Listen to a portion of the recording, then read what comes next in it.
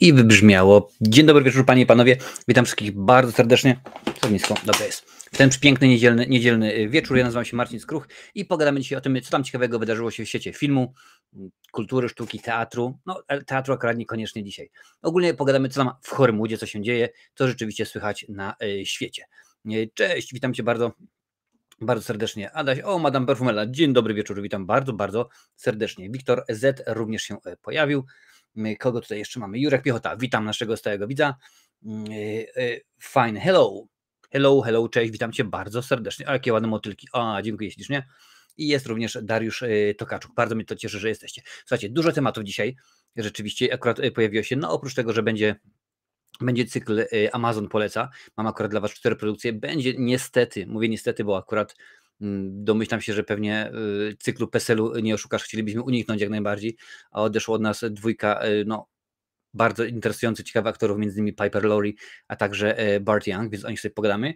Również inny wielki aktor, co prawda nie odszedł od nas, ale kończy karierę. Michael Caine powiedział, że w końcu przechodzi na emeryturę, bo po 90 latach, 91 chyba teraz ma nawet, stwierdził, że nie, już dziękuję, w końcu ma dość.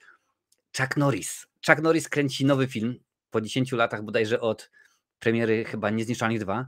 Okazuje się, że będzie robił film, komedię o zombie wraz z Vanilla Ice. Słuchajcie, Vanilla Ice, kto z was pamięta? Ice Baby. To było jeszcze jedno, to dla tych, którzy pamiętają o Wojowniczym Żółwie Ninja, to jest sprzed dawna oczywiście, czyli Go Ninja, Go Ninja, Go Ninja, Go Ninja i tak dalej, tak dalej. Oczywiście, że było. Słuchajcie, pogadamy sobie trochę o Titanicu, bo niedługo będzie rocznica, chyba 25 lat już, tak? Czy jakoś tak od premiery, tak, 25 lat od premiery Titanica, więc James Cameron szykuje nam nową wersję, tym razem 4K. No wiadomo, James Cameron lubi zaszaleć. Będzie o tym i będzie o strajku, który trwa cały czas w Hollywood, panie i panowie. Rzeczywiście ten strajk, no różne ma oblicza. Jak ostatnimi czasy, wiadomo, że to jest próba. Testujemy Restream, więc jesteśmy dzisiaj na YouTubie, siłą rzeczy. Jesteśmy na Facebooku, na fanpage'u tak zwanym Marcinowej Recenzji. Jesteśmy na Twitchu, a także jesteśmy na Twitterze albo na Xie, więc jak to woli. Dajcie mi znać w komentarzu, gdzie oglądacie, skąd, gdzie was dorwał tenże sygnał. Przypominam, że przez cały październik trwa konkurs, panie i panowie, bo 17 grudnia, jak zresztą co roku od 3 lat, robimy odcinek charytatywny świąteczny, gdzie będziemy zbierać pieniądze na Się Pomaga wraz z Lincolnem, Galerią Horroru, Julianem z Brody z Kosmosu, a także Marcinem z kanału Kocham Kino. Będziemy w tym roku będziemy zbierać, będzie to quiz filmowy i jedna z osób z was, która udostępni każdą recenzję, każdy odcinek na żywo, każdą dziesiątkę i tak dalej, ciekawostkę, która była właśnie w październiku opublikowana. Odcinek jest chyba 7, tak? Tam mi się wydaje, że 7 listopada będzie odcinek na żywo i wtedy sobie 5 listopada i wtedy sobie wybierzemy dodatkowo osobę. Także będzie to rzeczywiście wielki przywilej. YouTube tylko włączam, nie ma problemu, bardzo, bardzo fajnie. Dobry wieczór, Marcinie, panie, witam bardzo, bardzo serdecznie. Fajna koszulka, a dziękuję bardzo. To już trochę się już spralia, to akurat od Mai albo od Wiktora, a jakoś tak rzeczywiście. Więc panie i panowie, dużo tych tematów, więc oczywiście nie przedłużam i zaczynamy, lecimy z koksem, bo rzeczywiście można, jeszcze nie byłbym sobą, gdybym nie zapomniał, do wszystkich wspierających, nieważne czy to wspieracie przez YouTube, czy przez Patronite'a, bo zarówno i tu, a także w dziale społeczność, jako odcinki tylko i wyłącznie dla wspierającym. W tym momencie wrzuciłem wam chyba z 8 odcinków.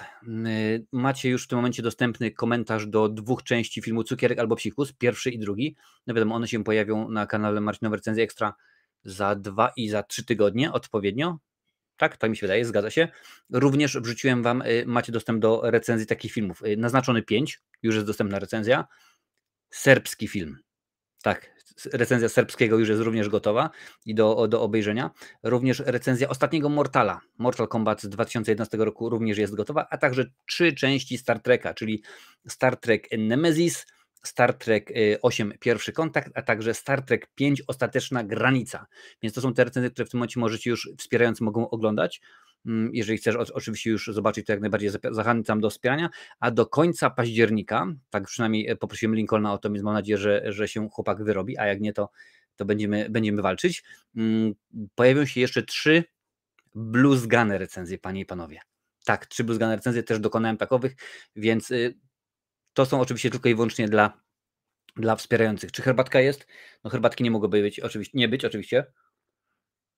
Dzisiaj Earl Grey, proszę bardzo, przygotowany jest cały dzban, także można śmigać. Jak widzicie, lubię mocną herbatkę, więc jest fajnie. Dobrze, zaczynamy od Amazona poleca. Będzie, tutaj patrzę, będzie recenzja filmu FNAF-a i jeśli tak, to kiedy? Oczywiście, że będzie. Ostatnimi czasy moje dzieciaki zrobiły się bardzo, bardzo kulturalne i z Wiktorem tydzień temu byliśmy na Psim Patrolu, dzisiaj Trolle 3, a Maja już mi zapowiedziała, że chce obejrzeć Five Nights at Freddy. W Irlandii one będą od środy już, no ale niestety z racji tego, że ja mam popołudniówki, to nie będę mógł obejrzeć we środę, więc wybieramy się chyba w piątek albo w sobotę, więc automatycznie będzie, bo dużo ostatnio rzeczywiście filmów obejrzałem, nadrobiłem, także pewnie w przyszłym tygodniu będą po 2 recenzje dziennie, bo mam zaległą recenzję 3. odcinka Lokiego, więc to musi wskoczyć. Oczywiście mam jeszcze jedną recenzję przedpremierową, którą również muszę Wam wrzucić. Nowy film Martina Scorsese, to również się musi pojawić. We środę mamy ciekawostki do strasznego filmu, więc to będzie. Niedługo, chyba za 2 tygodnie jest koniec Gen V, czyli nowego serialu amazonowego. To wszystko będzie. Plus jeszcze FNAF, plus jeszcze właśnie Trolle, także dużo, bardzo, bardzo szybciutko będzie. Bluzganerecki to dobra seria, tylko rzadko się ukazuje. Rzadko się ukazuje, bo to jest rzeczywiście bardzo pracochłonne i wymaga ode mnie dużo poświęcenia. Co to będzie? Jakie to będą? To będzie Rekinstein. To będzie chyba Titanic 666 i chyba Ptakodemia. W sensie Birdemic. Tam mi się wydaje, że te trzy filmy, ale one, jak mówiłem, będą tylko i wyłącznie póki co dla wspierających. Chciałeś drugi raz przerabiać serbski film, jak zobaczyłem, to się zdziwiłem. Nie przerabiałem drugiego, po prostu ja, kiedy go obejrzałem pierwszy raz, ja zrobiłem recenzję.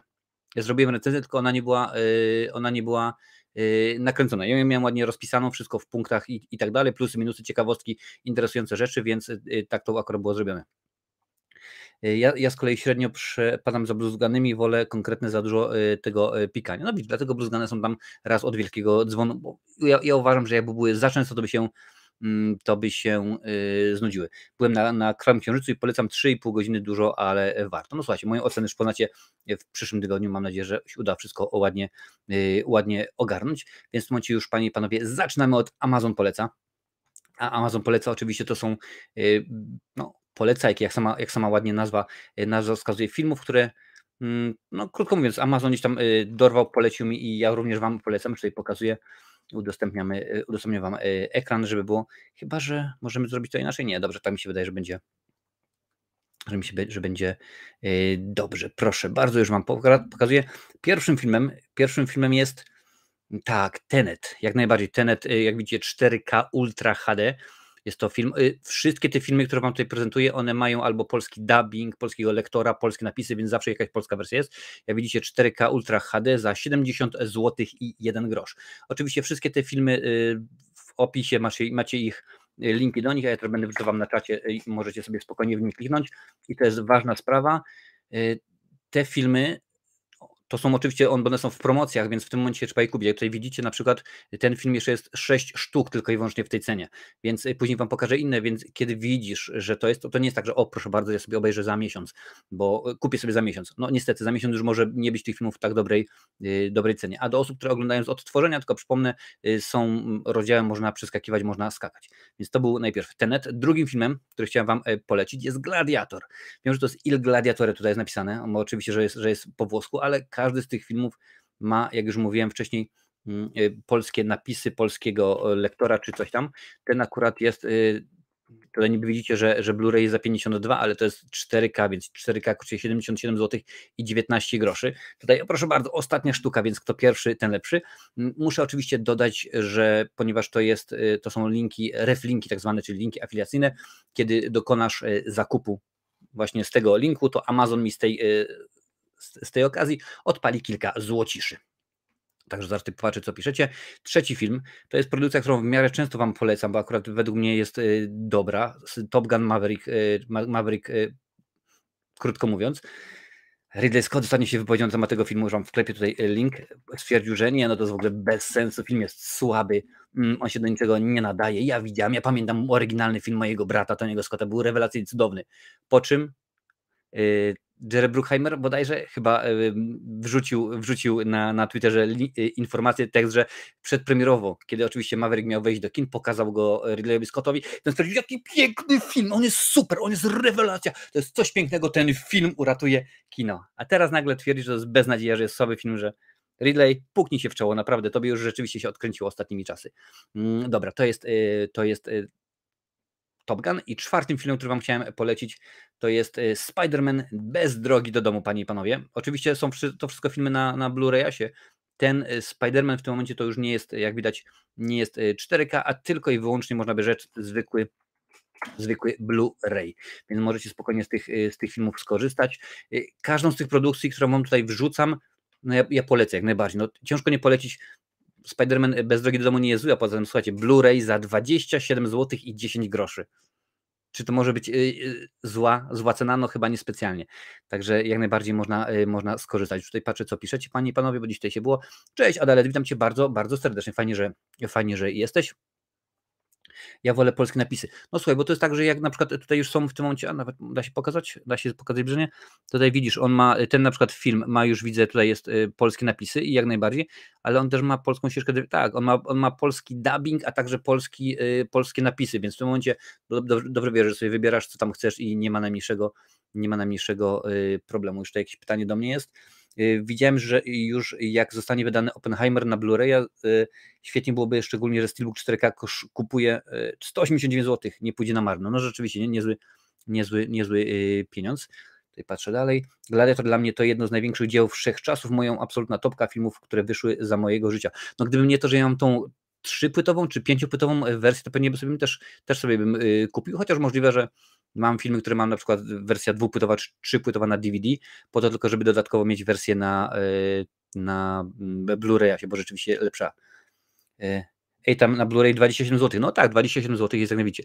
Co jest zabawne, DVD kosztuje drożej. DVD jest 36 zł, a Blu-ray jest tylko 27, także jak najbardziej trzeba, no jeżeli chcecie, to trzeba skorzystać. I tutaj jeszcze Lancer pisze, Gladiator to absolutna topka filmów, to już było rzeczywiście, to już czytałem wcześniej.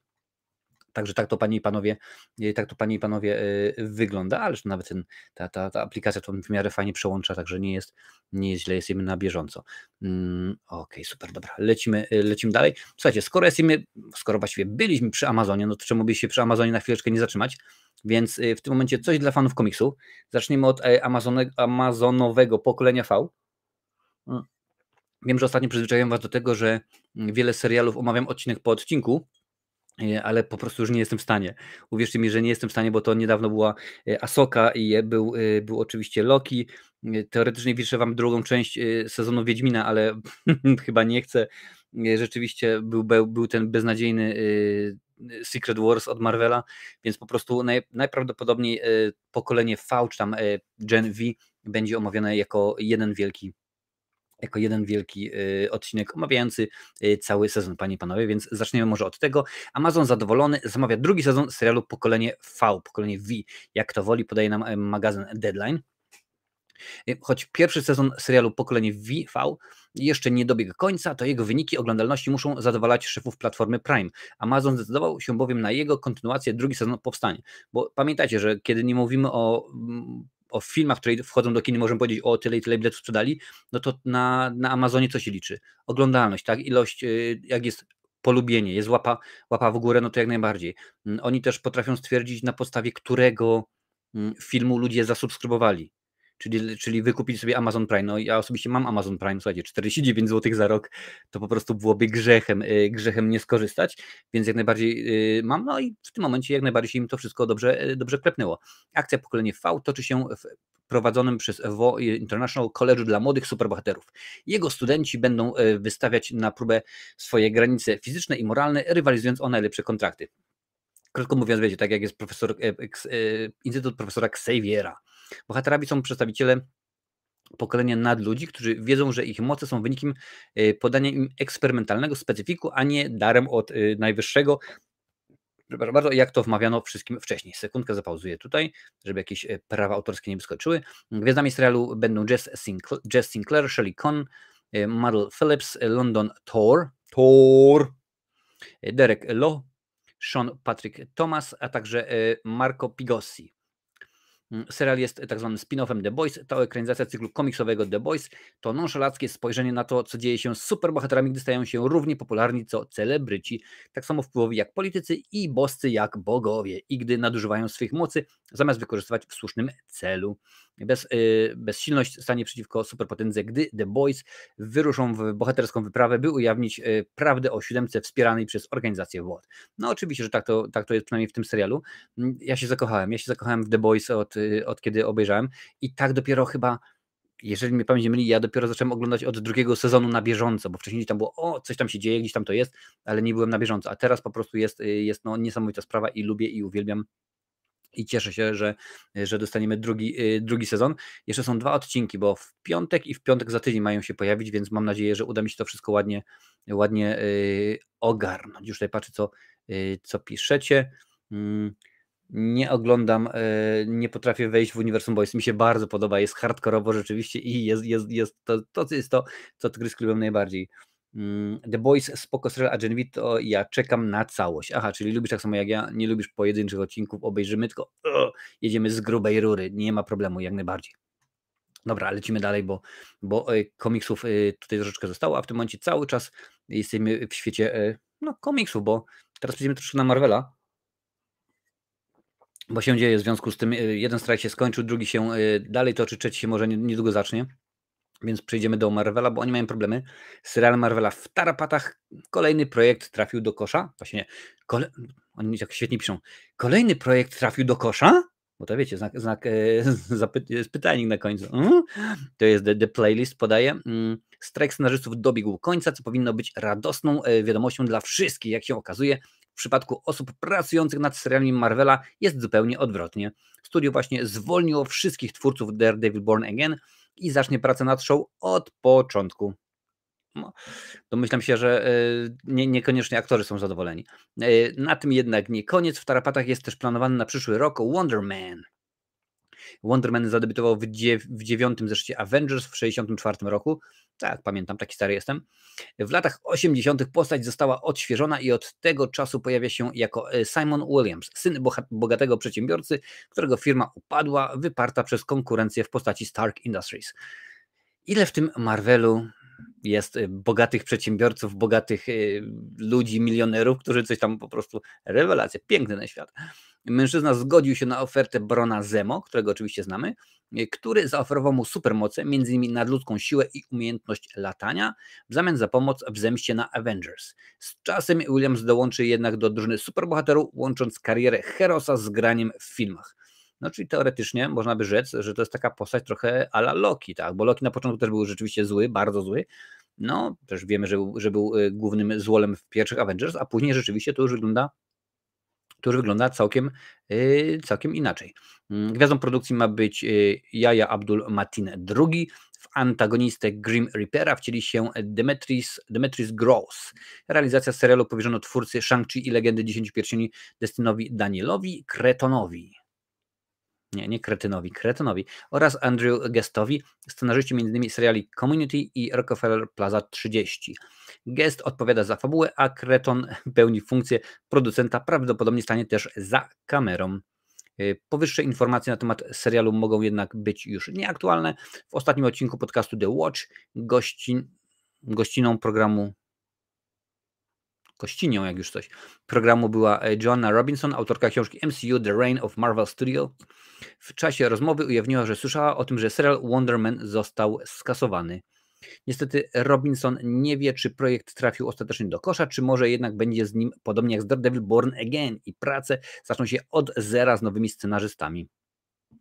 Chaos związany z serialami Marvela związany jest z akceptacją przez kierownictwo studia, że dotychczasowa strategia rozwijania projektów telewizyjnych nie sprawdziła się. Studio chce więc wrócić do bardziej tradycyjnego sposobu pracy nad serialami, stawiając nacisk na odpowiednich showrunnerów i przygotowaną przez nich Biblią, w której zawarte są najważniejsze idee fabularne. No oczywiście tutaj jest troszkę kilka słów jeszcze na temat Lokiego. No słuchajcie, są jaja się dzieją, a Bob Iger, szef Disneya, cały czas twierdzi, że nie damy im pieniądzurów, nie chcemy. chociaż oni w tym momencie taki stawiają sobie i to będzie za chwilę o tym, bo zaczynają się robić i jaja, bo tam między innymi Ben Affleck, George Clooney wyszli z pomysłem, że słuchajcie, brakuje 150 milionów, to może my wam damy, my gwiazdy wielkości, no wiadomo, wielkości ogromnej, znanej i tak dalej, rozpoznawalne, my wam damy te pieniądzury, a oni na to nie, to nie można i tak dalej. Fran Drescher tak stwierdziła, no zobaczymy. Zobaczymy, jak to będzie. Marcin Przerabiasz Asherów. Wiem, że 8 dość długich odcinków. Jak po 2 stwierdzam, że jest konkretnie, tym bardziej, że to Flanagana. Na razie nie. Na razie nie. W ogóle też mam w planach i no przegapiłem, że tak powiem, w pierwszym obiegu, więc poczekam, aż wyjdzie na VOD tego Exorcysta Believer, więc zobaczymy, jak to będzie. No. Zobaczymy, co się będzie działo. Tak, no płyty wysłane. Ja wam w dniu losowania mówiłem wam, no niestety, że mogą przyjść w ciągu 3 dni, a mogą przyjść w ciągu kilku tygodni. No niestety to jest Irlandia, tutaj się wiele rzeczy nie zgadza, no ale słuchajcie, spokojnie, będą wysłane, dotrą, także nie ma problemu. Słuchajcie, ja tylko przypomnę, że dzisiaj sobie gadamy o tym, co tam w Hormudzie, zaraz pogadamy o Michaelu Caine'ie, bo swój nowy film jak najbardziej, właściwie nie nowy, tylko ostatni film będzie niedługo w kinach. Jak lubisz takie odcinki, udostępnij na swoich mediach społecznościowych właśnie teraz, a my lecimy, panie i panowie, z Michaelem Caine'em, bo ten gentleman oto przechodzi na emeryturę. The Great Escaper to jego ostatni film, jak podaje The Hollywood Reporter. No i rzeczywiście tutaj się zaczyna w tym momencie robić smutno. Może nie smutno, bo akurat to nie jest nic. No, przechodzi na emeryturę. No, facet grał w filmach pewnie przez tam 60 czy 70 lat. To i tak dłużej pewnie niż wielu osób żyje. No i dawał nam bardzo dobre produkcje, czasami super świetne, czasami takie, które trzeba było wybluzgać, jak na przykład Szczęki 4 Zemsta.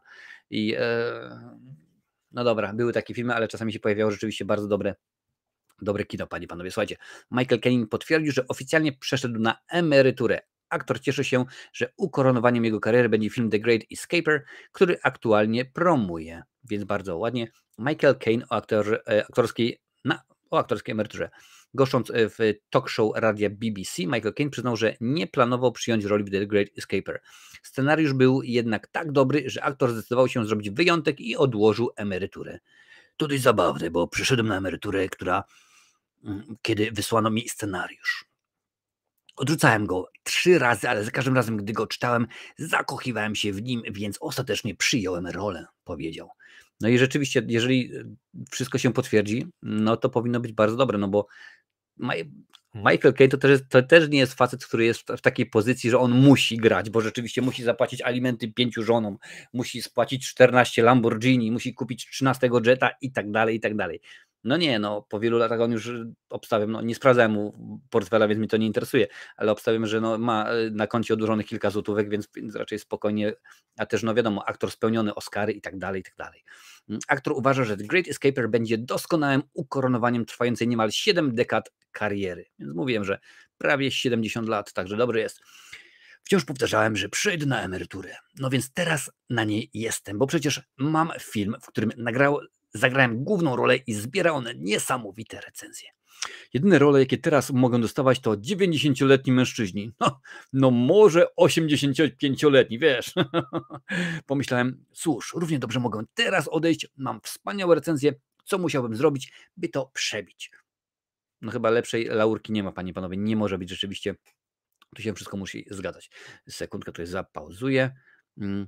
W bogatej filmografii Michaela Caine'a znajdziemy takie tytuły jak Dopaść Cartera. Pamiętacie, ten oryginał oczywiście, nie ten z Sylwkiem Stalowym.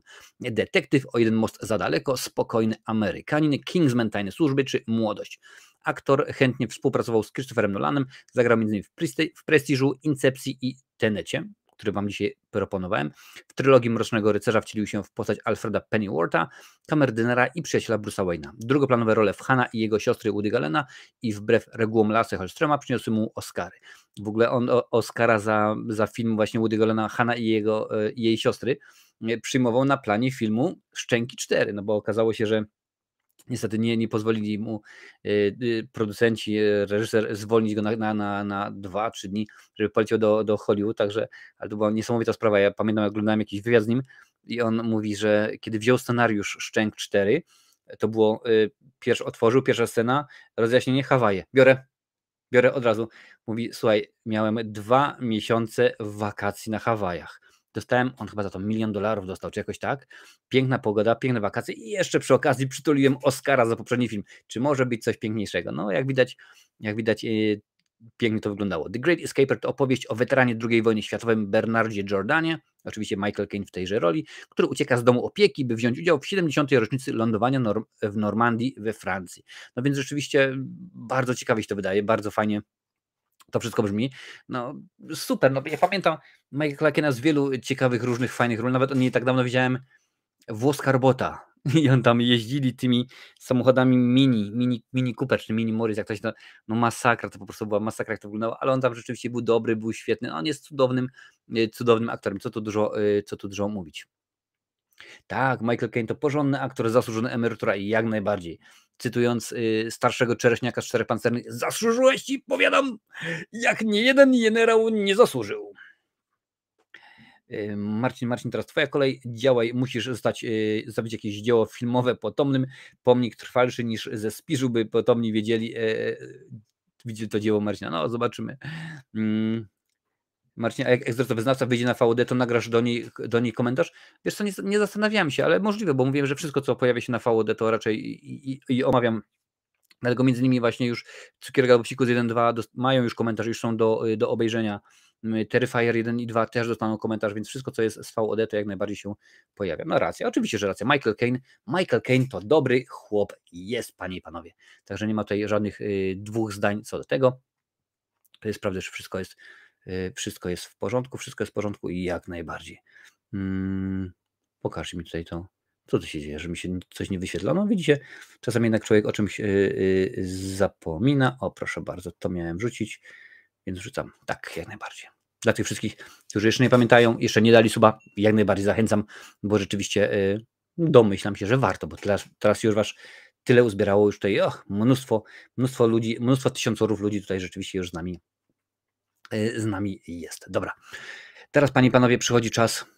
Dobrze wiecie, że PESEL-u nie oszukasz, więc pomówimy sobie o tych, którzy od nas odeszli, a kilka osób rzeczywiście pożegnaliśmy w zeszłym tygodniu.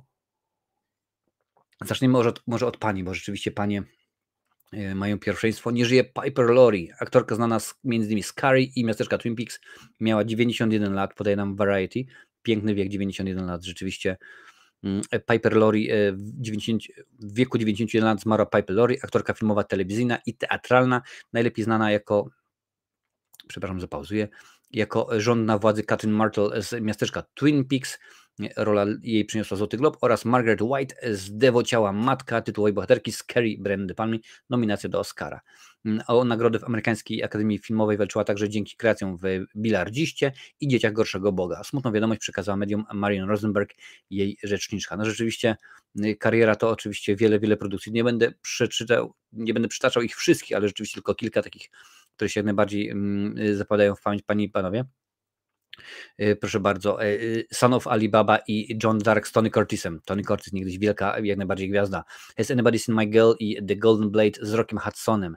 Także potem był bilardzista i pierwsza nominacja do Oscara, więc rzeczywiście bardzo dobrze. No tutaj wiadomo jest jeszcze Carrie, Briana De Palmy, Miasteczko Twin Peaks Davida Lyncha, Dzieci Gorszego Boga Randy Hainesa, a także jeszcze dodatkowo mamy takie horrory jak Ruby i Oni, melodramat Team. Jeżeli pamiętam nie myli, to Team to jest chyba ten melodramat z Melem Gibsonem, czy myślę o innym filmie? Zgadza się, to jest ten film z Melem Gibsonem, gdzie on gra upośledzonego chyba gentlemana. Co mamy jeszcze? Oczywiście Randewu ze śmiercią, dramat Obietnica, nagroda Emmy i Zapasy z Ernestem Hemingwayem i 7 żyć albo komedia Cudze pieniądze. Dodatkowo jeszcze oczywiście takie seriale jak Ptaki Ciernistych Krzewów, kto nie pamięta, oczywiście tam był Richard Chamberlain. Zgadza się, Richard Chamberlain i dodatkowo oczywiście Napisała morderstwo, Strefa mroku, Ostry dyżur, Dotyk anioła, Frasier, Will i Grace, Prawo, porządek, Sekcja specjalna, czy chociażby MacGyver. I jej filmografię zamyka rola Verne Walsh w kryminale Kokainowy Rick. No więc rzeczywiście filmografia piękna, mnóstwo ciekawych produkcji, zarówno telewizyjnych, jak i kinowych.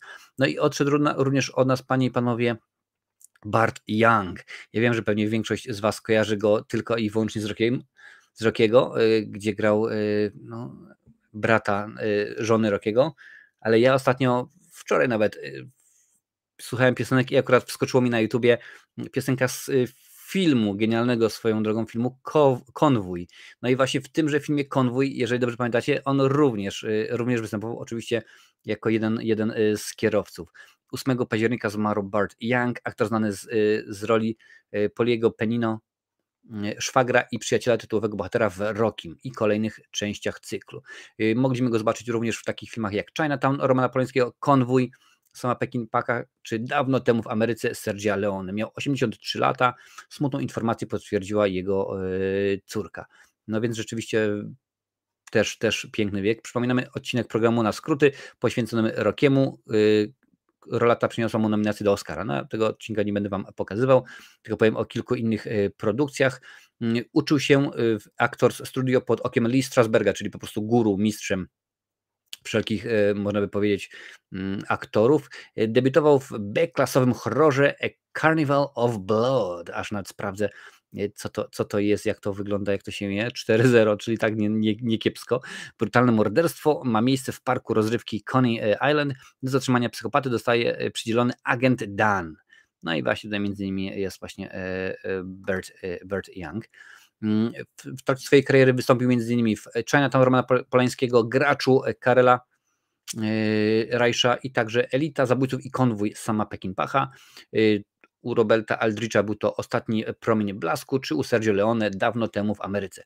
Na uwagę zasługują także jego role w Papieżu Greenwich Village oraz komediach Powrót do szkoły i Miki Niebieskie oko. Burt Young występował w produkcjach telewizyjnych, gościnnie pojawiał się w takich serialach jak MASH, Domek na Prairie, Policjanci z Miami, opowieści Skrypty, Prawo i Porządek oraz Prawo i Porządek Sekcja Specjalna, Strażnik Teksasu, Rodzina Soprano, a ostatnio Russian Doll. Jego filmografię zamyka oparty na prawdziwej historii dramat The Final Code. Jest to, panie i panowie, film z 2021 roku. Jest to film włosko-amerykańsko-rumuński, gdzie no co tu dużo mówić, Burt Young był gwiazdą tejże produkcji. Także co prawda herbatka, ale wasze zdrowie. Dziękuję pięknie za wszystkie cudowne role, którymi nas obdarzyliście. Już tutaj patrzę, co piszecie, panie i panowie.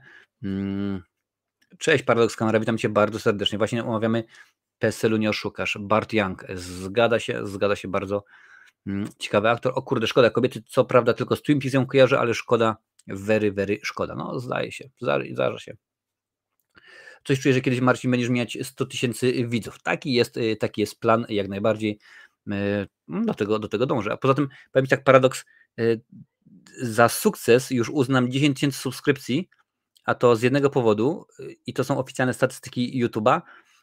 Według YouTube'a, według tego, co oni podają, 90% kanałów na YouTubie nie przekracza 10 000 subskrypcji. Z jakich to jest powodów, można się łatwo domyśleć.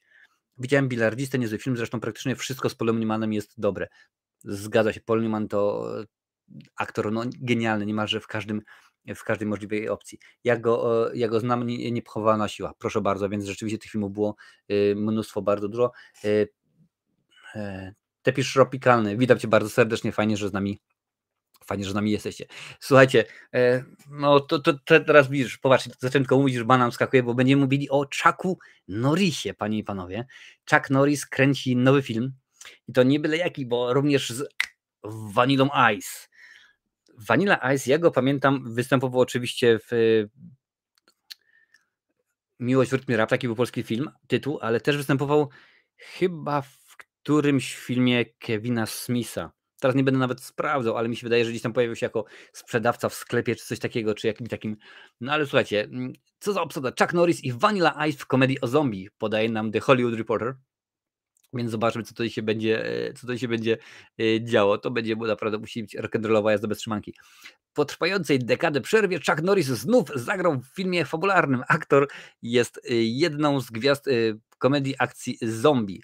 No tak w ogóle dziękuję, bo widzę, że tutaj widz Tepisz Tropikalny jest na Twitchu, także bardzo mnie cieszy, że również na Twitchu oglądacie. To będzie wielkie kino, pisze Adaś. No zobaczymy, czy będzie wielkie kino, zaraz zobaczymy. Słuchajcie, co wiemy o filmie Zombie Plane? czyli Samolot zombie. No zobaczymy, jaki będzie tytuł. Film jest produkcją australijską, która ma spieniężyć nostalgię za latami 90. Jest to komedia, w której w epizodach pojawią się wiele osób popularnych 3 dekady temu. Pamiętacie, że teraz w tym momencie Australia i Nowa Zelandia, to tam królują wstrząsy, tam są kolejne części tej serii kręcone. Chuck Norris zagra w filmie fikcyjną wersję samego siebie. No, Chuck parodiujący Chucka, to musi być rzeczywiście mocne. Szefa tajnej agencji szpiegowskiej. Jego podopiecznym i najlepszym uczniem jest Vanilla Ice, którego zagra Vanilla Ice. Fikcyjną wersję samego siebie zagra też popularna australijska piosenkarka Sophie Monk. Nie znam. Dajcie znać w komentarzu, czy kojarzycie Sophie Monk. No, 79 rocznik, dobry rocznik, że tak powiem. No, co tutaj ma w tym? Click, komedia romantyczna, Londyn, kolejne produkcje, wow, Krwawe wzgórza, Babskie wakacje, Dorfman, Znokautowani, no tak, jakieś takie produkcje niekoniecznie bardzo znane. Już tutaj patrz dalej. Zombie Plane rozgrywać się będzie w bliskiej przyszłości. Ludzkość stanęła na skraju katastrofy za sprawą epidemii zombie. Tajna agencja rządowa rekrutuje najlepszych szpiegów i celebrytów, by wspólnie pokonali grożące światu niebezpieczeństwo. Słuchajcie, no przyznam to jeszcze raz. Tajna agencja rządowa rekrutuje najlepszych szpiegów i celebrytów. No bo, no słuchajcie, co w sobie musi mieć Kim Kardashian na przykład, tak? No niech będzie Kim Kardashian albo Patryk Wega czy Sławomir, żeby ich zatrudnić. No, muszą pokonać grożące światu niebezpieczeństwo.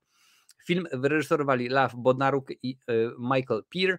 Zdjęcia do niego już się zakończyły. Kręcone były oczywiście w Australii.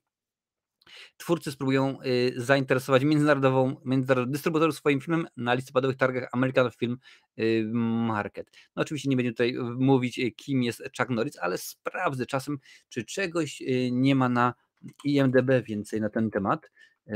Zombie Plane. Już zobaczę, coś się ciekawego pokaże, to wam tutaj wyrzucę. Okej. Mamy, proszę bardzo, jeszcze wam pokazuję, Zombie Plane Z-Force. No oczywiście wiadomo, że tak. Jest Chuck Norris oczywiście, jest Stephanie Monk, co wiemy, Vanilla Ice, Teresa Lien. Jeżeli w ogóle którąś z tych postaci kojarzycie, to mówcie, dawajcie znać, bo ja może nie kojarzę. Dan Ewing, Ellie Gonçalves, Ann Twong, Johnny Huang, Brent Lynch, Marco Grillini, Joy Vera, Gabriela Joseph, Eli Popow, Krystyna Milo, Victoria Flery, John Riara-Len, Miriam Young i Brittany Gray. Nie kojarzę nikogo, wam powiem. Nie kojarzę nikogo oczywiście oprócz Chucka i oprócz Vanilla Ice. Czy wiemy coś więcej na ten temat? Okej. Tutaj sprawdzimy, czy jakiś budżet jest podany. Nie, kręcili, widzę, że między innymi w Brisbane w Australii i to tyle, jeżeli chodzi o lokalizację, więc niezbyt dużo tych informacji. Jakieś ciekawostki są, trivia, zobaczmy, co tutaj się dzieje. No nie, informacja, że to jest pierwszy film Chucka od 11 lat, więc niespecjalnie wiele nam to mówi. Zobaczę, co w ogóle ten Lew Bodnaruk zrobił ciekawego, czy coś znamy. Fearless, The Letter Affair, aha, to chyba niekoniecznie, a są krótkie metraże, same krótkie metrażowe. Ach, ci reżyserzy kręcący krótkie metraże, to po prostu jakaś plaga jest. Już tutaj patrzymy, ten Michael Meyer może coś ma rzeczywiście, ale pewnie też krótki metraż. Serial Bluey, o widać, to akurat Wiktor powinien znać, bo on ogląda Blue. The Reef Stocked, a to jest jako montażysta, a czy ma jakieś doświadczenie jako reżyser? Patrzymy, The X-Files, Fearless, Hughes Game 225, otóż krótki metraż. No okej, w porządku. Więcej nie wiemy niż to, co wiedzieliśmy wcześniej. Zobaczymy. Słuchajcie, pewnie będę chciał obejrzeć i pewnie będzie omówione. No jeżeli oczywiście gdzieś tam będzie w jakimś sensownym czasie od premiery będzie pokazane. No zobaczymy. Już tutaj patrzę, co piszecie. Tylko jeden człowiek umie powiedzieć drzwi w liczbie pojedynczej i jest to Chuck Norris. Zgadza się, Chuck Norris jest niesamowity, tylko on potrafi kopnąć prawą nogą z lewego półobrotu. Tylko Chuck Norris może zagrać Chucka Norrisa. Kiedyś to był żart, jak widać spełnia się. Tylko Chuck Norris może zagrać Chucka Norrisa. Kiedyś to był żart, teraz to jest prawda. Proszę bardzo, patrzymy dalej, co piszecie. Zawsze uwielbiałem filmy z Chuckiem. Moja klasyka z VHS. Samotny Wilk McQuaid, Współkaratecy, znani też jako Kumple. Tak, tam jest on. Tam pojawia się Jonathan Brandis z świętej pamięci, no i jego ojca zagrał Bo Bridges, między innymi. Oko za oko, Zaginiony w akcji i wiele innych. Dla mnie ikona kina kopanego. Ja bym powiedział, że no, kino kopane to jest Chuck Norris. Celebrytów nie szkoda, kiedy pożą ich zombie, a może przed śmiercią zabiją może jednego, drugiego. No coś to jest. Kim ma tyłek swój, Sławomir swoje kruczo-czarne wąsy, a Chuck rozwala system całym swym jestestwem, pisze Jurek Piechota. Rzeczywiście, słuchajcie, jeżeli myślicie, że ma rację, dajcie łapę w górę, dajcie łapę w górę. Krótki metraż, Marcin Działasz, długi metraż, Łatka zniknie. Możliwe, może zniknie, zobaczymy jak to będzie się działo. No także czekamy na Chucka Norrisa, jestem bardzo zainteresowany, bo Chuck Norris to jest gościu, który naprawdę... Co by można było o nim nie powiedzieć? No, dobra, ja wiem, że mieliśmy aktorów, którzy świetnie się sprawili w kinie akcji, w westernach, w komediach. No, Chucka Norrisa nie widzę w dramacie, nie widzę go w jakichś innych filmach, jak właśnie akcja, może sci-fi, ewentualnie thrillery też robił. Pamiętam, że thrillery w swojej historii, filmografii też ma, więc no, może byłoby rzeczywiście dobre. Słuchajcie, co nam zostało jeszcze? Gadamy o Titanicu, zaraz będziemy gadać, jak najbardziej, i będziemy gadać również o strajku aktorów, więc coś pięknego, coś niesamowitego. Nie dobijajcie się teraz na telefonie, nie będę odbierał, odkładam. Później na wasze wiadomości odpowiem. Jest taka jedna osoba, która próbuje czasem w trakcie odcinka coś na Messengerze wysłać. Och, masz, proszę bardzo. I tak dalej. Przypominam, że dzisiaj jesteśmy na YouTubie, na Facebooku, na Twitchu oraz na Twitterze w LX-ie. To wszystko oczywiście próba przed świątecznym odcinkiem charytatywnym. Słuchajcie, no James Cameron, on lubi co jakiś czas nam coś wrzucić, tak? A to dostajemy Terminatora 2 w wersji 3D albo 4K albo coś. No tym razem będzie mowa o Titanicu. Film, który ludzie kochają, a ja niekoniecznie, dobrze o tym wiecie. Jack mógł przeżyć? James Cameron odpowie w nowym wydaniu Titanica 4K. Oczywiście to idealnie to brzmi na teorię, na odcinek do teorii, więc kiedy tylko to się pojawi, no bo nie będę was, panie, zanim jeszcze powiem, panie i panowie, czarował i ukrywał, no wiadomo, że w końcu ilość tych teorii się wyczerpie. W tym momencie jest opublikowany był 3. odcinek, kolejny będzie w sobotę, więc 4. Domyślam się, że jest 3, może 4 odcinki, 4 odcinki będą, bo kilka teorii rzeczywiście jest, ale może wrócimy do tego tematu, do tego cyklu, jak tylko i wyłącznie coś tam się uzbiera. Słuchajcie, to jest akurat na podstawie artykułu Bleeding Cool. Cool, dude. 5 grudnia. 5 grudnia. 5 grudnia. Wszyscy fani widowiska Jamesa Camerona Titanic powinni zapisać tę datę. To ja nie muszę. Wtedy to swoją premierę będzie miało nowe kolekcjonerskie wydanie filmu w wersji Blu-ray 4K. Choć wytwórnie powoli odchodzą od dystrybucji filmów na fizycznych nośnikach, niestety, Titanic może liczyć na niezwykłą, wypasioną wersję. W kolekcjonerskim wersji wypasioną w cudzysłowie. W kolekcjonerskim wydaniu, które trafi na rynek z okazji 25. rocznicy premiery filmu, znajdziemy same widowisko w krystalicznie czystym obrazie 4K. Fani dostaną również książkę zawierającą masę informacji, schemat statku Titanic z zaznaczeniem miejsc, w których odbywały się kluczowe sceny, zapis nutowy największego hitu filmu My Heart Will Go On, jak również reprodukcje rekwizytów, m.in. karty pokładowe. A ja mam menu i kartę pokładową. A ja mam kartę pokładową. Mam bilet nawet na Titanica.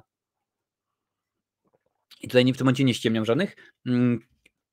Dobrze wiecie, że mieszkam w Irlandii, więc jakiś czas temu, rok, 2, nie pamiętam, pojechaliśmy do Cove. To się nazywało kiedyś Queenstown i to jest miejsce, z którego odpływał Titanic. To było właśnie port, z którego odpływał, no i tam między innymi jest taka interaktywna, że tak powiem, prezentacja i w ogóle, no i można sobie kupić bilet na Titanica, no i tam komputer losuje ten bilet i dostajesz bilet prawdziwego pasażera, który dostał ten bilet, co nie? I nagle okazuje się, że dostajesz bilet na przykład, nie wiem, 7-letniego dzieciaka albo 40-letniej kobiety, no i pamiętam, że taki bilet dostajesz, można wydrukować, on tak bardzo ładnie wygląda, taki postarzały i tak dalej, więc takowy bilet również mam. Co prawda nie mam menu, no ale domyślam się, że z tego co pamiętam to była jakaś klasa 3., 4. czy jakoś tak, to akurat im menu nie przysługiwało. Wydanie zawiera również materiał wideo Titanic Stories from the Heart, w którym reżyser James Cameron, producent John Landau i gwiazda Kate Winslet dzielą się swoimi wspomnieniami z pracy nad widowiskiem. A czemu nie? A czemu nie Leoś? Fani znajdą też materiał Titanic 25 Years Later, w którym James Cameron bada różne mity i teorie dotyczące zatonięcia Titanica. Odpowiada też na pytania, czy Jacku mógł przeżyć. Pytanie, które od ćwierć wieku polaryzuje widownię. Ja tylko tak od siebie dodam, zanim przejdziemy dalej, że gdyby, to nie jest teoria, to jest fakt potwierdzony naukowo, gdyby Titanic, dostrzegając górę lodową, nie zrobił nic, tylko w tą górę lodową celowo, czołowo przydzwonił, to by nie zatonął. Bo po prostu on był na to przygotowany, tam chyba dopłynęli wtedy do miejsca docelowego z jedno- albo dwudniowym opóźnieniem, ale by przeżyli. Wracając do tematu. W sumie ostateczna wersja kolekcjonerska zawierać będzie ponad 15 godzin materiałów dodatkowych, więc to jest to coś, co ja lubię. Jak tylko oczywiście pojawi się w sprzedaży, czy to na Amazonie, czy gdzieś to Wam wrzucę i będziemy sobie mogli oglądać. A Titanic oczywiście nie będziemy teraz tego filmu omawiać, bo wiadomo, że to jeden z największych hitów i po prostu mega wielkie, wypasione kino. Już tutaj patrzę, co piszecie. Właśnie udostępniłem. Dziękuję bardzo, bardzo mnie cieszy, że udostępniłeś ten odcinek. To sprawia, bo ostatnio jest taka osoba, tutaj się chwileczkę zatrzymam przy pytaniu, przy stwierdzeniu właściwie Wiktora, jest taka osoba jak w YouTubie, osoba do współpracy z YouTuberami, z osobami, które coś tworzą, to się nazywa tak YouTube Liaison, facet się nazywa René Ritchie, no i ostatnio właśnie w trakcie jednego z odcinków na żywo, nie mojego, ale tam, gdzie on był między innymi, zapytałem, która z rzeczy, o które Ci zapytam, najlepiej, że tak powiem, pomaga algorytmowi znaleźć nowych widzów. Mówię, czy to jest komentarz, czy to jest polubienie, czy to jest udostępnienie. I ja mówię, że tak, komentarze nie mają w ogóle wpływu. Nie ma znaczenia, bo kiedyś było tak, że ludzie po prostu komentarze wypisywali na zasadzie komentarz dla zasięgu i tak dalej i to w tym momencie komentarze, może być film, który ma 100 000 komentarzy, nie wpływa to w ogóle. Polubienia tak, jak najbardziej, bo oczywiście YouTube patrzy na to, czy ktoś polubił, czy dał łapę w dół, to nie ma tak naprawdę znaczenia, głównie polubienia, ale największą, że tak powiem, siłę mają udostępnienia, ponieważ wtedy udostępniasz to na Facebooku, na innych platformach i sprawiasz, że przyciągasz ludzi na platformę. A YouTube jako firma prywatna, bądź co bądź, oni mają tylko jedno zadanie, tak naprawdę znaleźć filmy, znaleźć recenzje, odcinki na żywo, nieważne, które będą się podobały ludziom, po to, żeby w trakcie tego odcinka mogli pokazać reklamy, bo oni chcą zarobić i tylko i wyłącznie. Więc właśnie udostępnienie jest najważniejsze, więc dziękuję Ci jak najbardziej jeszcze Wiktor za to. Tutaj widzę, że Rafał Schulz pisze, Titanic to nudny film. Ostatnie pół godziny jest ciekawe, kiedy jest katastrofa. Wiesz, ja widziałem ten film przedpremierowo, to było dawno, dawno temu, a to dlatego, że to była nagroda dla naszego kółka filmowego w liceum, do którego chodziłem, za to, że udało nam się awansować, wtedy było jeszcze 49 województw, udało nam się w konkursie wiedzy filmowej, o wiedzy filmowej awansować do ogólnopolskich finałów. Oh my god! Mógł wejść na te drzwi. Jack, dlaczego? No słuchaj, tam się zmieściło 50 innych osób, nie tylko sam Jack. Wyskoczyła mi reklama Leniwa śmierć o leniwcy, zabójcy. Skoro był miś, to może się skusisz. Słuchaj, nie wiem naprawdę. Reklama, ale to ja. Aha, bo to pewnie teraz YouTube automatycznie wrzucanie, teraz pokombinowali troszeczkę. Titanic. Jak ja nienawidzę tego filmu, pisze Pozorowy Świr. No słuchaj, ja też nie jestem wielkim fanem.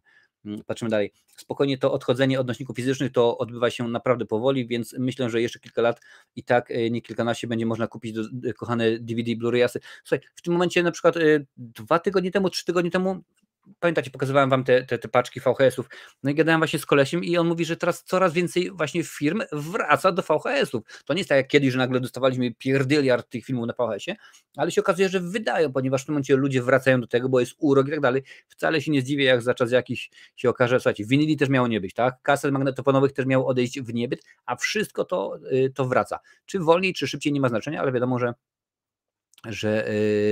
wraca. Tutaj Wiktor pisze, że na pewno kupi Titanica, jak będzie jakaś cena sensowna. Już tutaj patrzę. Kojarzysz, Marcin, kanał Retro, Borsuk i Montek? Nie kojarzę. Nie kojarzę. Napisz o czym jest kanał, bo dobrze wiecie, że akurat jeżeli chodzi o gości na tym kanale, to 9 na 10 osób to są właśnie wasze polecenia. To są osoby, które wy byście chcieli tutaj zobaczyć, z którymi byśmy mogli pogadać. Także napisz o czym i jak najbardziej nie widzę przeciwwskazań. Ja udostępnię przez ten miesiąc wszystko wiadomo czemu. No oczywiście, więc będziesz miał szansę może wziąć udział w konkursie, w quizie filmowym, a to wiadomo, że no słuchajcie, zbieranie pieniędzy na się pomaga to zawsze cel szczytny. Kurde, dużo gadam, język się plącze. Dobra, lecimy. Marcin, polecam, obczaj trailer o leniwcu mordercy, jest fajny. No muszę możliwe zobaczyć, ja chyba słyszałem coś na ten temat. Nie wiem czasem, czy nie Galerian coś mówił, no ale muszę to akurat zobaczyć. Słuchajcie, dobrze wiecie, że no na szczęście strajk się jeden skończył, no ale ten drugi strajk jeszcze cały czas trwa. Tak to jest. No i o ile ja rozumiem założenia, właśnie wam mówiłem nieraz, to nie chodzi o to, że aktorzy chcą, ażeby im dać podwyżki takie, żeby sobie kupili jacht, willę z 5 basenami i tak dalej. Nie, tam chodzi o to ubezpieczenie zdrowotne, o delikatne podwyżki i tak dalej, ale w tym momencie wydaje mi się, że Fran Drescher, czyli Niania Fine, znana między innymi, bo ona jest przewodniczącą, troszeczkę wchodzą w absurd, ponieważ jest kilka rzeczy, o których chcę powiedzieć, tutaj właśnie zaraz do tego nawiążę. To jest artykuł The Hollywood Reporter. Rafał, za chwilę sprawdzę twój komentarz, ale najpierw się zagłębimy w kwestię strajku aktorów. Strajk aktorów i Halloween. Kostiumy Barbie i Wednesday Addams zakazane, podaje The Hollywood Reporter. Kto pamięta taki tytuł w oparach absurdu? Słuchajcie, strajk aktorów trwa już blisko 100 dni i nic nie wskazuje na to, że uda się go skończyć przed Halloween. W związku z tym SAG-AFTRA wydało komunikat, w którym wyjaśnia, jakie przebrania są dozwolone, a jakie zakazane. Jeszcze raz. W związku z tym SAG-AFTRA wydało komunikat, w którym wyjaśnia, jakie przebrania są dozwolone, a jakie zakazane. Rozumiecie to? Przesłanie SAG-AFTRA jest jasne. Każde przebranie, które może zostać skojarzone z filmami lub serialami wytwórni, z którymi aktorzy pozostają w sporze zbiorowym, jest zakazane. Co? O co chodzi? Dlatego też członkowie związku nie powinni być widziani w kostiumach Barbie, Wednesday Addams, komiksowych superbohaterów i wszystkiego, co wiąże się m.in. z Disneyem.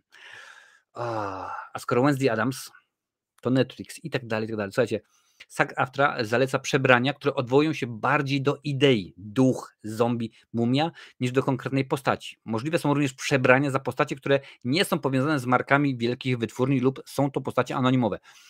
Drogie SAG-AFTRA, tutaj, która kamera mnie kameruje, ja mówię, Sławomir, jeżeli ktoś w Hollywood ma się ochotę przebrać za Thomasa Micke z filmu Dzieciak, jak najbardziej macie pozwolenie. To mówię ja, osoba, która wymyśliła tę postać. George Clooney i wielkie gwiazdy miały pomysł na zakończenie strajków. Przeczytam to, potem się do tego odniosę. Po tym jak w sobotę nagle zerwane zostały negocjacje pomiędzy aktorami i wytwórniami, George Clooney przy współpracy z innymi wielkimi gwiazdami kina przygotował propozycję, która mogłaby pomóc zakończyć strajk. Propozycja Clooneya i spółki polegała na tym, by, uwaga, SAG-AFTRA dostało dodatkowo $150 milionów z kieszeni wielkich gwiazd tego kina. Czyli krótko mówiąc, oni składają się, 10 aktorów, każdy daje po 15 aktorów i aktorek, po 15 baniek, wpłacają te pieniądzury na konto SAG-AFTRA. SAG-AFTRA jest zadowolony, wytwórnie są zadowoleni, ale lecimy dalej. Z kieszeni wielkich gwiazd, które można byłoby przeznaczyć na wsparcie szeregowych członków związku. W ten sposób o tyle można byłoby zmniejszyć żądania wobec wytwórni, bo mniej więcej o te 150 milionów się rozchodzi, że aktorzy chcą te 150 milionów, a wytwórnia chce im dać 150 milionów mniej. Niestety szefowie SAG-AFTRA z wielkim żalem musieli odmówić. Propozycja Clooneya nie miała bowiem żadnego przełożenia prawnego. Związek aktorów ograniczają prawa federalne, a te wyraźnie określają, że pieniądze na składki zdrowotne i emerytalne muszą pochodzić od pracodawcy. Czyli tak na przykład jakby tych przykładowo 10 aktorów utworzyło firmę i powiedziało, ok, to my zatrudniamy na 2 dni SAG-AFTRA 150 aktorów i damy im te 150 baniek, to by nie przeszło, co? Fran Drescher, szefowa SAG-AFTRA, z całego serca podziękowała Clooneyowi i innym gwiazdom za ten wyraz solidarności ze strajkującymi. Ja też rozumiem oczywiście, że pewnie chodzi o to, że no, woleliby, żeby to wytwórnie się ukłoniło. Też pamiętajcie, że cała ta podwyżka, jeżeli by bez żadnych tam powiedzmy ukłonów w stronę jednych czy drugich, jeżeli by to rzeczywiście na przykład Disney zgodził się, to całość to byłoby zaledwie bodajże 0,2% albo 2% ich rocznego budżetu, więc po prostu masakra jakaś. Aktualnie jednym z głównych powodów, dla których strajk nie został zakończony, jest propozycja SAG-AFTRA, by wytwórnie utworzyły pracowniczy fundusz streamingowy. Składka wynosiłaby 57 centów od każdego użytkownika platformy streamingowej danego studia. Z tak uzyskanej kwoty wypłacone byłyby składki tym aktorom, którzy wystąpili w filmach i serialach dostępnych na tychże platformach. Obie strony nie są też w stanie uzgodnić zasad tworzenia i wykorzystywania kopii cyfrowych artystów na potrzeby sztucznej inteligencji. Ostatnio gdzieś odkryto w którymś z filmów, że tło, że aktorzy tam powiedzmy w jakimś trzecim planie, to były osoby, które wystąpiły w innym filmie, stamtąd ich cyfrowo wycięto, przełożono i wykorzystano w ten sposób ich podobizny, no co oczywiście bez płacenia, to rzeczywiście jest hardkorowe. No nie wiem naprawdę jak to wszystko rozwiążemy. Już tutaj patrzę w tym momencie co piszecie. Tutaj Rafał jeszcze odnośnie tego właśnie kanału. Głównie tematyka to stare gry, ale o filmach też można porozmawiać. Nawet teraz robi live ten Borsuk. No widzisz, proszę bardzo. No to jeżeli jest ciekawie, ja sobie sprawdzę. Zapiszę sobie, żeby, wiesz, pamięć ludzka różne płata figle. Sobie tutaj cofnę, bo tutaj podałeś nazwę tych dwóch dżentelmenów. Retro Borsuk. Borsuk i Montek. Zobaczymy, jeżeli to będzie rzeczywiście coś, co mnie interesuje, coś, co uznam, że może Was zainteresować, to jak najbardziej pogadamy. Wiktor pisze, Marcinie, horror o morderczym lenistwie nosi tytułu Slaughterhouse, leniwa śmierć, domyślam się, jakbyś chciał wiedzieć. Okej, to sobie sprawdzę. Niedługo Halloween, to ciekawe jak powiedzą dzieciom, nie wolno się przebrać za Hulka, kochani, bo koledzy związkowi mi zabronili. No wiesz, no, to jest parodia, tak? No w tym momencie, jeżeli popatrzysz, z kim oni wojują, więc domyślam się, że odpadają wszystkie postacie Marvel, Disney, Gwiezdne Wojny, oczywiście, że tak. Pewnie odpadają postacie z Warner Brothers, czyli to masz w tym momencie, wiesz, Superman, Batman, Spider-Man i tak dalej, no nie możesz się przebrać, tak? Co chciałbyś za Elzę? Nie ma takiej możliwości. A co myślałeś o Kaczorze Ronaldzie? Też nie ma takiej opcji. No, Wednesday Addams, czyli w tym momencie mówimy o Netflixie, czyli o wszystkim, co ci wiąże z Netflixem, począwszy od Stranger Things i tak dalej. No, ja rozumiem pewne rzeczy, ale nie popadajmy w paranoję, wiesz, cytując Jerzego Sztura z Sex Misji, nie róbcie z nas pederastów. No bo to jest po prostu debilizm, że w pewnym momencie my już wchodzimy, to są opary absurdu, bo rzeczywiście, a żeby nie reklamować, no naprawdę, żeby nie reklamować, bo to myślisz, że jak ty nie przebierzesz się za Hulka, tylko przebierzesz się ogólnie za zombiaka, no to rzeczywiście ze sklepów nagle znikną te kostiumy, że pójdziesz do lokalnego Tesco, Biedronki czy innej Żabki i tego tam nie będzie, no proszę cię, to jest po prostu dla mnie śmieszne. Inferprexon. Siemka, dałby radę nagrać omówienie antologii Nightmare Cinema. Wiem, że nie jest to seria filmowa, ale sam film jest całkiem ciekawy. Nie wiem, też sobie zapiszę, zobaczymy co to jest. Cześć w ogóle Inferno. Nightmare Cinema. Zobaczymy w tym momencie, co my teraz rozmawiamy w tym momencie, panie. Kończymy, we środę kończymy straszny film ciekawostkami, potem będzie Cukier albo Psikus i Terrifier, a później mamy Naznaczonego. Przypomnę, że dla wspierających Naznaczony 5, czyli ta ostatnia część Czerwone Drzwi, już jest dostępna na Facebooku w grupie Skruchowisko VIP, czy tam na Patronite, czy nawet na kanale YouTube. Jak wejdziecie w dział społeczność, tam są filmy, chociaż one też w sumie powinny się pojawiać na kanale, tylko dla wspierających i oczywiście jak go klikniesz, nie będziesz mógł obejrzeć tylko i wyłącznie, jeżeli jesteś wspierający. Montus to piesio. No i super, jak najbardziej. Taka jednorazowa donacja chyba, bo jakby mieli kilka razy w roku dawać 150 baniek, to szybko to wylądowało. Nie, pomysł był tylko wyłącznie o jedną dotację, że tak powiem. Się za Rekinsteina przebiorę, a sprawdź, bo może się okazać, że Netflix kupił ich prawa i na przykład prawa do rozpowszechniania Rekinsteina w Rumunii, Bułgarii i w Serbii ma, więc uważaj, sprawdź. Marcin, woli stare horrory lat 70., 80., 90., czy współczesne? Moim zdaniem stare lepsze. Wiesz co, i to mówiłem już nie jeden raz, czy to przy okazji Fearcastów z Galerianem, czy trochę ciężko z nowymi horrorami. Wiesz, dawniej było fajnie, pojawiają się perełki, tak? Dostajemy co jakiś czas na przykład Mów do mnie, czy jakieś takie inne rzeczy, ale dawniej mi się wydawało, z racji tego, że no, ten rynek nie był tak nasycony, my tych wszystkich filmów, czekajcie, to włączę, my tych wszystkich filmów nie znaliśmy, to one były nowościami, to się wtedy tak naprawdę te zasady tworzyły, więc nieraz coś mówię, ale głupi ten, nie wiem, tam, teksańska masakra pierwsza, bo czemu ona tam biegnie dalej, bo wtedy tego już nie było i jak najbardziej wolę te stare kino, także jak najbardziej. Pisze, że nie widziałeś serii naznaczone, warto. Pierwsze 2 części warto obejrzeć. Później jest już rzeczywiście bardzo, bardzo różne. Cześć Wojas, witam Cię Wojtas bardzo, bardzo serdecznie. Więc warto obejrzeć.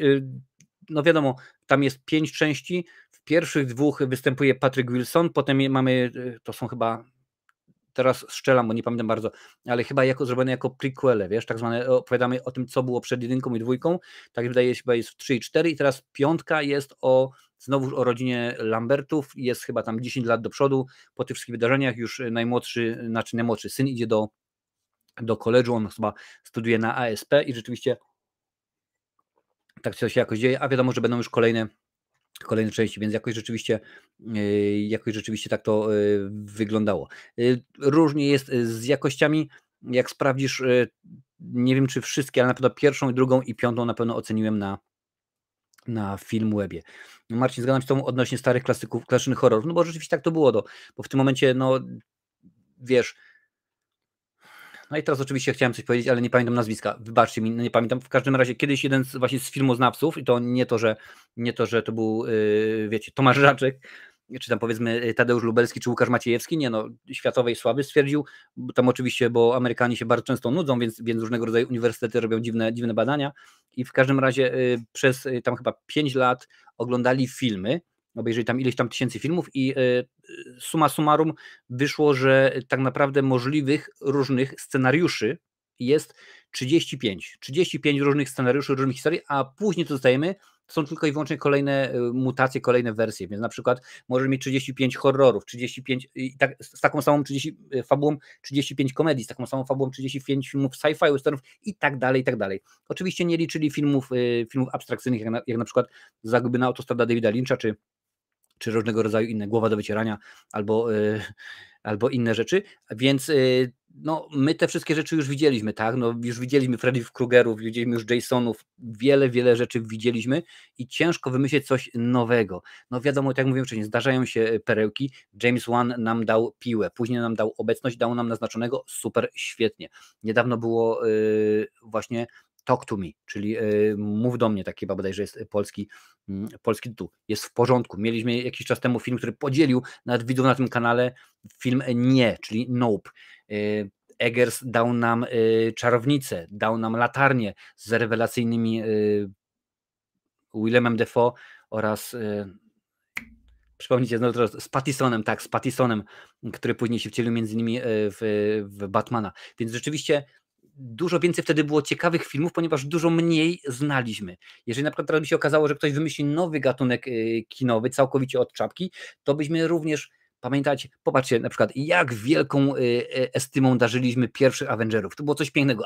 Iron Man pierwszy, to w ogóle było wow, kosmos, niesamowite, a w tym momencie, kiedy my już widzieliśmy powiedzmy z 30-40 produkcji z Marvela, ileś tam produkcji oczywiście z DC, wiele produkcji The Boys, które no niekoniecznie są właśnie z tych dwóch, nie są powiedzmy z DC czy z Marvela i tak dalej, kilka innych produkcji, to nagle w tym momencie, żeby wypuścić dobry film komiksowy, no to jest ciężko, żeby było coś, co nas super fajnie zaskoczy, tak? Dostaliśmy ciekawy film na podstawie, że tak powiem, komiksu, czyli Sin City Franka Millera z genialną reżyserią Roberto Rodrigueza, było dobrze, w drugiej części już było słabiej, a jeżeli chodzi o ten kolejny film, czyli Duch Miasta, Spirit Duch Miasta bodajże, to już było w ogóle, bo to była inna konwencja, więc to jest tak, że my się do pewnego rzeczy przyzwyczajamy, no i tak to rzeczywiście wygląda. Marcin, czy lubisz slashery? A czy konik na patyku ma drewnianego fiuta? Oczywiście, że tak. No nie widzisz teraz, bo nie, w ogóle tutaj widzę Predatora, zostawiłem koszulkę, ale tutaj jest taki Freddy Krueger wielki, bo akurat póki co używam jednej kamery, mówię, nowy program, nowa aplikacja, ale rzeczywiście uwielbiam slashery. Pierwszy horror, zresztą o tym dobrze wiecie, to był Koszmar z ulicy Wiązów, który widziałem. To był 1987 rok, a ja miałem wtedy 8 lat. To mi był świetny. Zgadza się, aż czekam na drugą część. 70, 89 to chyba najlepsze czasy dla slasherów. Zdecydowanie tak, bo najciekawsze wychodziły. Teraz ludzie narzekają na klasyczne horrory. No zdarza się właśnie, że dużo osób mówi, nie, no to jest słabe, wiesz, że słuchaj, ja tam wolę, ale to też tak jest, że Świru, to tam Świrze chyba bardziej, Świrze, Adaś, że dużo osób właśnie woli mieć te nowe filmy, które są wycyzelowane, wiesz, które wyglądają ładnie, które wyglądają pięknie.